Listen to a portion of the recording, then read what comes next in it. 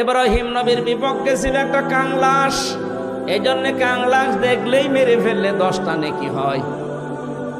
ফেরাউনের দ্বারা কোনো কাজ কিন্তু হয়নি, কাংলাসের দ্বারাও কোনো কাজ হয়নি, ব্যাঙের দ্বারাও কাজ হয়নি। কারণ এমন আগুন জ্বলছিল 1 কিলোমিটার উপর দিয়েও যদি পাখি উড়ে যায় ঝলসে পড়ে যেত। এত বড় বিশাল অগ্নিকুণ্ড, এখানে ব্যাঙের প্রসাবের কাজ হবে? বলেন না কেন? কিন্তু ব্যাঙের এই পোশাককে হযরতে জিবরাইল দেখার পরে জিজ্ঞাসা করলেন, তুমি যে পোশাক করো কোনো কিছু করতে পারবা?